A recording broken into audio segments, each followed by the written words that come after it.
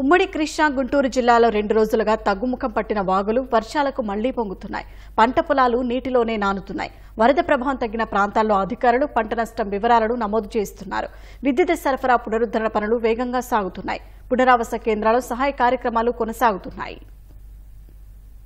ఉమ్మడి కృష్ణా జిల్లాలో కురుస్తున్న వర్షాలకు వాగులు మళ్లీ ఉధృతంగా మారుతున్నాయి. ఎన్టీఆర్ జిల్లా కంచుకుచెర్ల మండలం గండేపల్లి శివారు సెంథినీ కర్మాగారం వద్ద రహదారిపై వరద నీరు ప్రవహిస్తోంది.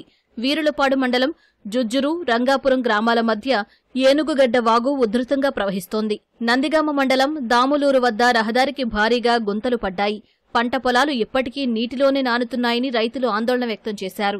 నందిగామ శివారు, అనాసాగరం, చందర్లపాడు మండలం ముప్పాళ్ల వద్ద వాగులు మళ్లీ పొంగుతున్నాయి. వీరులపాడు మండలం వెల్లంకి, కొణతాలపల్లి గ్రామాల మధ్య రహదారిపై వాగు ప్రవహిస్తోంది.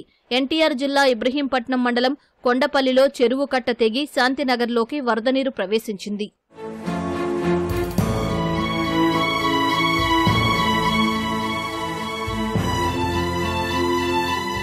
పెనుగంచిప్రోలు మండలంలో వరద ముంపునకు గురైన ప్రాంతాలను మాజీ మంత్రి నెట్టెం రఘురాం, సిపిఐ రాష్ట్ర కార్యదర్శి రామకృష్ణ పరిశీలించారు. ముచ్చింతల వద్ద జరుగుతున్న విద్యుత్ లైన్ల పునరుద్ధరణ పనులను పరిశీలించారు. రైతులను పంట నష్టం వివరాలు అడిగి తెలుసుకున్నారు. అన్నమయ్య జిల్లా నుంచి వాహనాల్లో వందలాదిగా కార్మికులు, విద్యుత్ సిబ్బంది తరలివచ్చారు. కృష్ణా జిల్లా ఆముదార్లంకలో ఏర్పాటు చేసిన పునరావాస కేంద్రంలోనూ వరద నీరు చేరడంతో బాధితులను పడవల ద్వారా చల్లపల్లికి తరలించారు.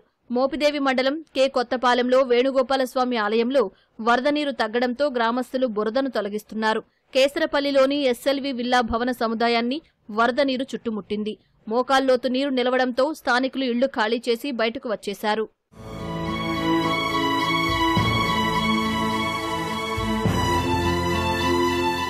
ఉమ్మడి గుంటూరు జిల్లాలో వరద ప్రభావిత ప్రాంతాలు ఇప్పుడిప్పుడే తేరుకుంటున్నాయి. లంక గ్రామాల్లో వరద వేడటంతో ప్రజలు ఇళ్లల్లోకి వచ్చి పాడైపోయిన సామాన్లను శుభ్రం చేసుకుంటున్నారు.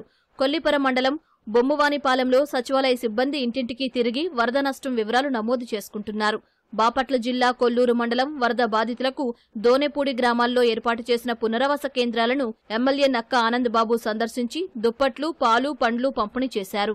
ఎగువన కురిసిన భారీ వర్షాలకు బాపట్ల జిల్లా పరచూరులోని వాగు ఉగ్రరూపం దాల్చింది.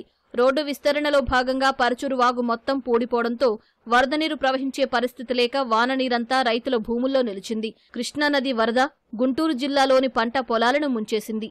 4-5 రోజులుగా పంట పొలాలన్నీ చెరువులను తలపిస్తున్నాయి. పెదకాకాని మండలం నంబూరులో వేలాది ఎకరాల పంట పూర్తిగా నీట మురిగింది. గ్రామ పరిసర ప్రాంతాలు ఎటు చూసినా భారీ వరద ఉండడంతో రైతులు తీవ్ర ఆందోళన వ్యక్తం చేస్తున్నారు. కొండవీటి వాగు పొర్లి గుంటూరు ఛానల్లో తెగిపోయి గళ్ళుబడి, ఈ గుంటూరు నల్ల నంబూరు హై లెవెల్ ఛానల్లో గళ్ళుబడి విపరీతమైన గళ్ళు. దాదాపు గుంటూరు ఛానల్కి ఒక 10-15 గళ్ళు పడ్డాయి. హై లెవెల్ ఛానల్కి ఒక 10-15 గళ్ళు పడ్డాయి. గుంటూరు నల్లాకి కూడా ఈ గళ్ళు పడి ఆ గుంటూరు ఛానల్ గండి ఆగక ఇవాళకి 5-6 రోజుల మించి మా నమ్మూరు గ్రామ పొలాలు మొత్తం కంప్లీట్ నీట మునిగిపోయినాయి. ఎకరానికి వచ్చి 15,000 రూపాయలు పెట్టుబడి పెట్టున్నారు రైతాంగం. గత 5 సంవత్సరాల నుంచి చేసిన తప్పిదం మూలకనే ఎక్కడా డ్రైన్లు కానీ, ఇరిగేషన్ కానీ, ఎక్కడ ఒక్క పార మట్టి తీసిన దాఖలాలు లేకపోతానా, ఇరిగేషన్ వ్యవస్థ కానీ, డ్రైనేజీ వ్యవస్థ కానీ అంతా సిందరబందరం అయిపోయి నాశనం అయిపోతానా ఈ రైతాంగం ఈ దుస్థితికి రావాల్సి వచ్చింది. పంట ఏం లేదండి, ఇది వారం రోజులు పడుతుంది. వారం పట్టిద్దండి ఇంకా నీళ్ళు పోవాలంటే. మొత్తం మాకు పంట ఏం ఉండదు ఇప్పుడు ప్రస్తుతానికి. ఇది కూలిపోయిద్దండి, మొత్తం వాసన వేసిపోయిద్ది. రైతులకంతా నష్టమేనండి. మొత్తం పెద్ద పెద్ద కాలువలకే గళ్ళు పడిపోయి వచ్చేసినాయి మాకు వాటర్. ఇదంతా పొలాలు లాగుండే, చెరువులు లాగుండే ఇవన్నీ.